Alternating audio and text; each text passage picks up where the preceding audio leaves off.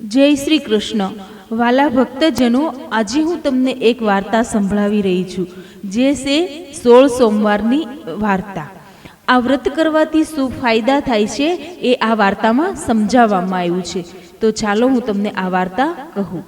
આ વ્રત શ્રાવણ માસના પહેલા સોમવારથી શરૂ કરવું અને 16 સોમવાર સુધી આ વ્રત કરી મહાદેવજીના મંદિરે જવું, ત્યાં શિવ પાર્વતીજીની પૂજા કરવી, એકટાણું કરવું અને મહાદેવજીની વાર્તા સાંભળવી. વાર્તા સાંભળતી વખતે હાથમાં ચોખા રાખવા અને હોકારો દેવાને બદલે મહાદેવજી મહાદેવજી એમ કહેવું. તો ભક્તજનો, આ વ્રત કેવી રીતે કરવું એ ચલો આપણે વિગતવાર સાંભળીએ. શંકર અને પાર્વતી પોતાના મંદિરમાં બેઠા છે અને બેઠા બેઠા ચોપાટ રમે છે. એમની રમત તપોધન બ્રાહ્મણ બેઠો બેઠો જુએ છે. એને કોણ હાર્યું અને કોણ જીત્યું એ કહેવાની સૂચના શંકર પાર્વતીજીએ આપી છે. પહેલીવાર શંકર ભગવાન રમત જીતી ગયા અને બ્રાહ્મણને પૂછ્યું, કોણ હાર્યું ને કોણ જીત્યું? ભગવાન, આપ જીત્યા અને માતાજી હાર્યા, બ્રાહ્મણે કહ્યું. બીજી વાર પાર્વતીજીની જીત થઈ ને બ્રાહ્મણને પૂછ્યું, કોણ હાર્યું ને કોણ જીત્યું?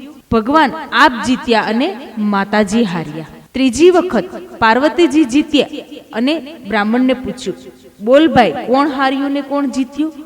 ભગવાન, આપ જીત્યા અને માતાજી હાર્યા. આ તપોધન બ્રાહ્મણ 2 વખત જૂઠું બોલ્યો, કારણ કે એને તો શંકર ભગવાનને રાજી કરવા હતા. આથી પાર્વતીજી ક્રોધે ભરાયા અને બ્રાહ્મણને શ્રાપ આપ્યો. હે બ્રાહ્મણ, 3 બાજીમાંથી 2 બાજી હું જીતી ગઈ છું, છતાં તું જૂઠું બોલ્યો, એટલે મારો તને શ્રાપ છે કે તને આખા શરીરે કોઢ ફૂટી નીકળશે. અને તરત બ્રાહ્મણને આખા શરીરે ત્યાંને ત્યાં જ કોઢ ફૂટી નીકળ્યો. એટલે બ્રાહ્મણે શ્રાપ મુક્ત કરવા માટે શંકરજીને અને પાર્વતીજીને બંનેને આજીજી કરવા માંડી અને માફી પણ માગવા લાગ્યો. પણ આ શ્રાપ તો પાર્વતીજીએ આપ્યો હતો, એટલે કંઈ થઈ શક્યું નહીં. એ તો ત્યાંથી ઊભો થયો અને રડતો રડતો ચાલી નીકળ્યો. તપોધન બ્રાહ્મણ પાર્વતીજીના શ્રાપને લીધે કોઢિયો થયો. તેની સાથે સાથે અનેક દુઃખોમાં આવી પડ્યો.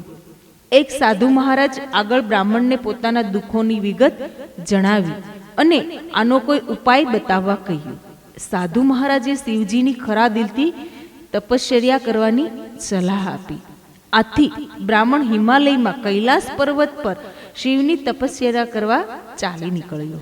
તે જતો હતો ત્યાં બદામી રંગની એક ગાય મળી. એણે બ્રાહ્મણને ઊભો રાખ્યો અને પૂછ્યું, હે તપોધનભાઈ, તમે રડો છો કેમ? અને આમ રડતા રડતા ક્યાં જાઓ છો? આથી બ્રાહ્મણે માંડીને વાત કરી.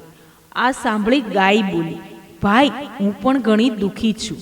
મારા આંચળ દૂધથી ફાટાફાટ થાય છે, મને કોઈ દોહતું નથી અને મારા વાછરડા મને ધાવતા પણ નથી. માટે મારા પાપનું નિવારણ પણ પૂછતા આવજો. સારું કહી એ તો આગળ વધ્યો. ત્યાંથી થોડેક આગળ ગયો, ત્યાં એક ઘેરા બદામી રંગનો ઘોડો મળ્યો. ઘોડો પણ દુઃખી હતો. એણે બ્રાહ્મણને પૂછ્યું, હે વિપ્રદેવ, તમે આમ રડતા રડતા ક્યાં ચાલ્યા? અને બ્રાહ્મણે ઘોડાને બધી માંડીને વાત કહી સંભળાવી. એટલે ઘોડો બોલ્યો, અરે ભાઈ, હું આટલો બધો રૂપાળો અને કદાવર છું, છતાં કોઈ મારી ઉપર સવારી જ કરતું નથી. તો મારા પાપનું નિવારણ પૂછતા આવજો. ભલે કહી બ્રાહ્મણ આગળ વધ્યો. થોડેક દૂર ગયો, ત્યાં રસ્તામાં એક ઘટાદાર આંબો આવ્યો. આંબા ઉપર કેરીના લુમખા ને લુમખા બાજેલા છે. બ્રાહ્મણ થાક ખાવા માટે આંબાના ઝાડ નીચે બેઠો. આંબાના ઝાડે પણ બ્રાહ્મણને એ જ સવાલ પૂછ્યો અને બ્રાહ્મણે પણ એ જ જવાબ આપ્યો. ત્યારે આંબાએ કહ્યું, હે ભાઈ, મારા ઝાડ પર આવી સરસ મજાની કેરીઓ લાગેલી છે, પરંતુ કોઈ પણ માણસ એક કેરી તોડીને ખાતું નથી. તો મારા પાપનું નિવારણ પણ પૂછતો આવજો. થોડી વારમાં બ્રાહ્મણનો થાક ઉતરી ગયો, એટલે ભલે કહીને તે આગળ ચાલતો થયો. થોડેક દૂર ગયો, ત્યાં એક તળાવ આવ્યું. આ તળાવમાં એક મગર રહેતો હતો. મગરે આવીને બ્રાહ્મણને એ જ સવાલ પૂછ્યો અને બ્રાહ્મણે પણ એનો એ જ જવાબ આપ્યો. ત્યારે મગરે કહ્યું, ભાઈ, હું તળાવમાં રહું છું, છતાં મારા આખા દેહમાં બળતરા થાય છે, તો મારા પાપનું નિવારણ પણ પૂછતા આવજો. ભલે કહી બ્રાહ્મણ આગળ વધ્યો અને હિમાલયમાં કૈલાસ પર્વત ઉપર આવીને એક ઝાડની નીચે તપ કરવા બેસી ગયો. બ્રાહ્મણના તપથી મહાદેવ પ્રસન્ન થયા અને પૂછ્યું, બોલ ભાઈ, તારી શી ઈચ્છા છે? ભગવાન, મને માતાજીના શ્રાપથી ઉગારો અને મારો કોઢ મટાડી દો. ભાઈ, આને માટે એક જ રસ્તો છે અને તે એ છે કે જો તું 16 સોમવારનું વ્રત કરે તો તારો કોઢ મટી જાય. ભગવાન, મારે આ વ્રત કેવી રીતે કરવું? જો સાંભળ. આ વ્રતની શરૂઆત શ્રાવણ માસના પહેલા સોમવારથી થાય છે અને 16 સોમવાર સુધી કરવામાં આવે છે. દર સોમવારે સવારમાં વહેલા ઉઠી નાહી ધોઈ 4 દોરાને ભેગા કરીને થોડા થોડા અંતરે એક એક કરીને 4 ગાંઠ વાળવાની હોય છે. ત્યાર પછી એ દોરો ગળામાં પહેરી લેવાનો હોય છે. પછી મહાદેવજીના દર્શન કરવાના. દર સોમવારે એકટાણું કરવાનું. આમ શ્રાવણ, ભાદરવો, આસો અને કારતક માસનો છેલ્લો સોમવાર આવે તે 16મો સોમવાર થાય ત્યાં સુધી સોમવાર કરવાના. 16મા સોમવારને દિવસે 4.5 શેર ઘઉંના લોટના લાડવા બનાવવાના. એમાં 1.25 શેર ઘી અને 1.25 શેર ગોળ નાખો. આ જે લાડુ બન્યા હોય એના 4 ભાગ પાડવા. આ 4 ભાગમાંથી એક ભાગના લાડુ મંદિરના પૂજારીને આપજે, બીજો ભાગ રમતા બાળકોને આપજે, ત્રીજો ભાગ ગાયોના ગોવાળને આપજે અને ચોથા ભાગનો લાડુ ભાંગીને એક ભાગ વ્રત કરનારે લેવાના. આમ કરતાં પણ જો લાડુ વધે તો એને જમીનમાં દાટી દેજે. આવી રીતે વ્રતનું ઉજવણું કરવાનું. આ વ્રત જો સાચા દિલથી, શ્રદ્ધાથી રાખીને કરીશ તો જરૂર તને વ્રત ફળશે ને તારી કાયા કંચન જેવી થઈ જશે. આ કોઢિયો તપોધન બ્રાહ્મણ તો શંકર ભગવાનને પગે લાગ્યો. પછી તેણે ગાયના પાપના નિવારણની વાત કરી. ત્યારે શંકર ભગવાને જવાબ આપ્યો, ભાઈ, એ ગાય આગલા ભવમાં એક સ્ત્રી હતી. એ સ્ત્રી ભારે ક્રોધી હતી અને ધાવતા બાળકોને પણ જુદા પાડતી હતી.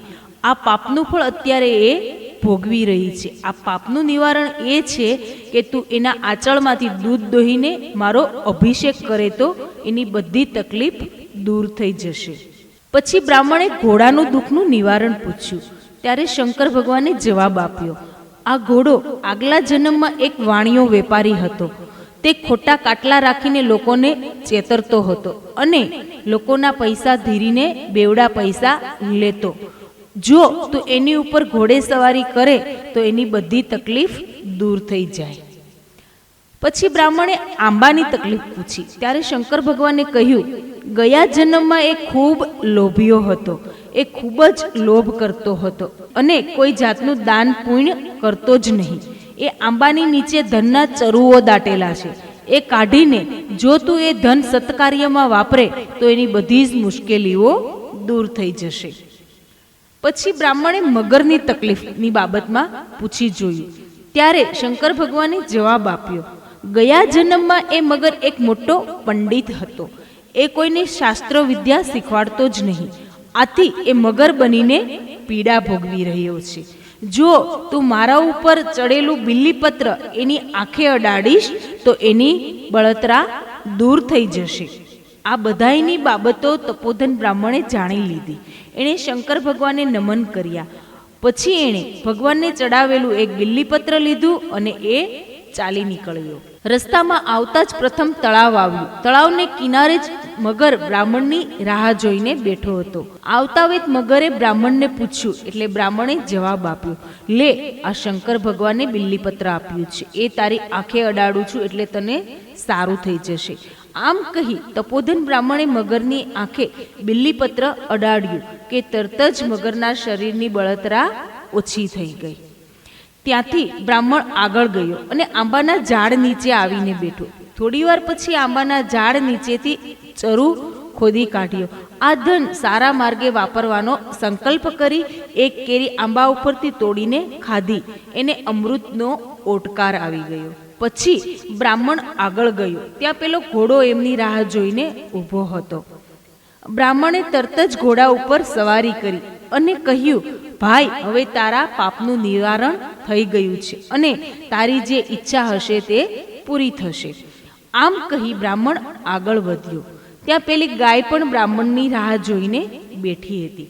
બ્રાહ્મણે ગાયને બધી વાત કરી અને પછી ગાયને દોહીને તેનું દૂધ એક વાસણમાં એકઠું કરી શંકર ભગવાનનું નામ લઈ દૂધ વડે અભિષેક કર્યો.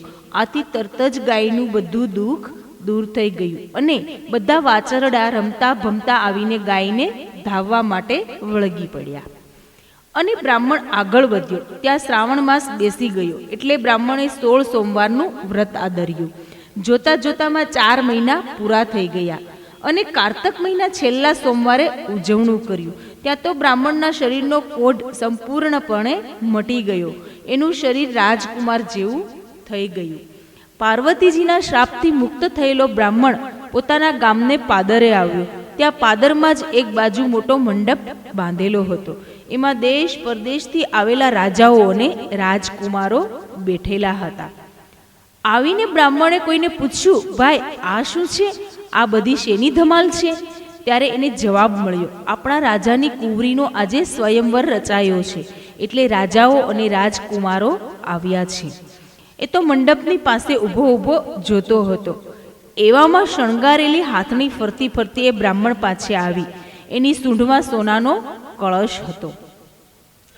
આમ હાથણી 3 વખત આખા મંડપમાં બધા રાજાઓ અને રાજકુમારો પાસે ફરી અને ત્રીજી વખતે આ બ્રાહ્મણ પાસે આવીને એની ઉપર સોનાનો કળશ ઢોળ્યો. આથી રાજાએ પોતાના કુંવરીના લગ્ન આ બ્રાહ્મણ સાથે કરાવી આપ્યા. પહેરાવણીમાં રાજાએ તો સોનું, રૂપું, હીરા, માણેક, મોતીના દાગીના, રેશમી જરીના પોશાકો, હાથી અને ઘોડા આપ્યા. બ્રાહ્મણ તો રાજકુંવરીને પોતાની પત્ની બનાવી પોતાને ઘેર આવ્યો. આ બધું મહાદેવજીની કૃપાનું ફળ હતું. એવામાં રાજા મરણ પામ્યો અને આ બ્રાહ્મણ રાજા બન્યો. એની પત્ની રાણી બની. જોત જોતામાં કારતક માસ પૂરો થવા આવ્યો. 16મો સોમવાર આવી પહોંચ્યો. બ્રાહ્મણ રાજાએ 16 સોમવારનું વ્રત ફરી કર્યું અને 16મા સોમવારે ઉજવણું કર્યું. ત્યારે રાણીએ 32 જાતના પકવાન કર્યા અને બીજી ઘણી બધી વાનગીઓ બનાવી. આથી રાજા રાણી ઉપર ગુસ્સે થયો, કારણ કે આ વ્રતના ઉજવણામાં બીજું તો કાંઈ ખવાય નહીં. એટલે રાજા એકલા લાડુ પોતાના ભાગના ખાઈને ઊભો થઈ ગયો. એ જ રાતે મહાદેવજી રાજાના સ્વપ્નમાં આવ્યા અને કહ્યું, હે રાજા, તારી રાણીએ તારા વ્રતમાં ભંગ પાડવાનો પ્રયત્ન કર્યો છે, માટે તું એને એક વખત દેશવટો આપી દે, એટલે એનું અભિમાન ઉતરી જશે. અને બીજે દિવસે સવારે રાજાએ રાણીને દેશવટો આપી દીધો અને પોતાના રાજ્યની બહાર તગેડી મૂકી. રાણી તો ચોધાર આંસુએ રડતી હતી. રડતી રડતી એક ગામને પાદરે જઈ પહોંચી. ત્યાં આગળ એક ઝૂંપડીમાં એક ડોસી રેટીઓ કાતતી હતી. એને જોઈ રાણી એની પાસે ગઈ અને પીવા માટેના પાણીની માગણી કરી. ડોસી ભલે હતી એટલે તેણે ઊભા થઈને પાણી આપ્યું અને રાણીનું દુઃખ એણે સાંભળ્યું. એટલે ડોસીને રાણી ઉપર દયા આવી અને રાણીને પોતાની સાથે રાખી. પણ આથી ડોસીના કામમાં નુકસાન થવા માંડ્યું. ડોસીના તાર વારંવાર તૂટી જતા અને સૂતર પણ ઓછું કતાતું હતું. આથી ડોસીએ તેને અપશુકનિયાળ ગણીને કાઢી મૂકી. રાણી ચાલતી ચાલતી એક કૂવા કાંઠે આવી. ત્યાં એક પનિહારી પાણી ભરતી હતી. એને પાણી પાવાની વિનંતી કરી. આથી એણે માટલું કૂવામાં ઉતાર્યું, પણ માટલું કૂવાની દિવાલ સાથે અથડાયું અને ભાંગી ગયું. આથી તેને અપશુકનિયાળ ગણીને પાણી પાયા વગર કાઢી મૂકી. ચાલતા ચાલતા રાણી આગળ ગઈ. ત્યાં એક સંત મહાત્માની મઢી આવી. આ સંત મહાત્માએ રાણીને આશરો આપ્યો. આ રાણીએ સંત મહાત્માને જમાડી બેસાડી અને થાળીમાં ભોજન પીરસ્યું. થાળી રાણીને આપી કે તરત જ થાળીમાં જીવડા બની ગયા. સંત મહાત્મા આનું કારણ સમજી ગયા એટલે તરત જ એણે રાણીને કહ્યું, બેટી, તું મહાદેવજીની દોષિત છે, માટે તું શંકર ભગવાનનો વ્રત કર. અને એ વ્રતની સમજણ પાડી. થોડા વખતમાં જ શ્રાવણ મહિનો આવતો હતો એટલે રાણીએ વ્રતની શરૂઆત કરી. જોત જોતામાં 16 સોમવાર પૂરા થઈ ગયા અને વ્રતનું ઉજવણું કર્યું. એ જ રાતે શંકર ભગવાન બ્રાહ્મણ રાજાના સ્વપ્નમાં આવ્યા અને કહ્યું, હે રાજન, તારી રાણી જંગલમાં તપ કરી રહી છે, માટે તું જઈને એને તેડી લાવ. તરત જ રાજા એને તેડવા માટે ચાલી નીકળ્યો. તે મહાત્માને મળ્યો અને મહાત્માએ રાણીને રાજા સાથે વિદાય કરી. રાજા રાણી મહાત્માજીના આશ્રમમાંથી નીકળી ચાલતા ચાલતા જતા હતા. ત્યાં રસ્તામાં એક પનિહારી ફૂટેલા ઘડા સાથે બેઠી હતી અને બેઠી બેઠી રડતી હતી. રાણીએ એને મંત્રેલો જળ ભરેલો ઘડો આપ્યો અને મહાદેવના વ્રતનો મહિમા કહી સંભળાવ્યો.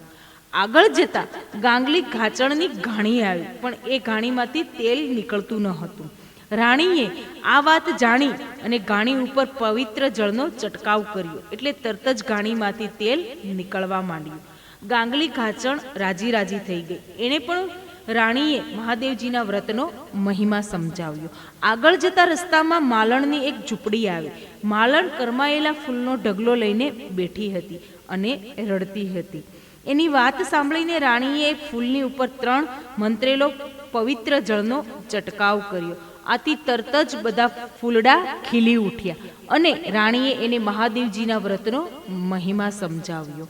પછી રેટીઓ કાતતી ડોસીની ઝૂંપડીએ આવી અને પોતે રેટીઓ ફેરવી લાંબા લાંબા તાર કાઢી બતાવ્યા. એવામાં રાજા રાણી મહેલમાં આવી પહોંચ્યા. આખા નગરને રાજમહેલના મેદાનમાં જમવા માટે તેડાવ્યું, પણ ગામમાંથી એક કુંભારની સાસુ વહુ જમવા આવ્યા નહીં. એ ભૂખ્યા હતા. રાણીએ એને તેડાવ્યા. એની પાસે રાણીએ મહાદેવજીના વ્રતની વાર્તા કહી અને સાસુએ મહાદેવજી મહાદેવજી કહીને હોકારો ભણ્યો.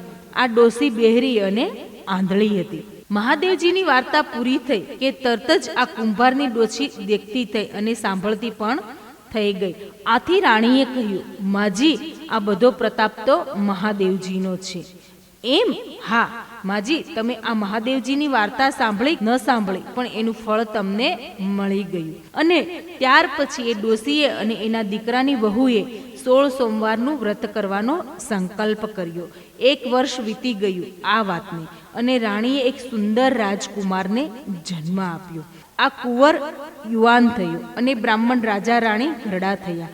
એટલે રાજા રાણીએ પોતાના રાજકુંવરને ગાદી છોપીને બંને જણા મહાદેવજીની ભક્તિ કરવા લાગ્યા. ખાધું પીધું ને મોજ કરી. હે મહાદેવજી, તમે જેવા રાજા રાણીને ફળ્યા તેવા સૌને ફળજો. જય મહાદેવ, જય મહાદેવ, હર હર ભોળાનાથ.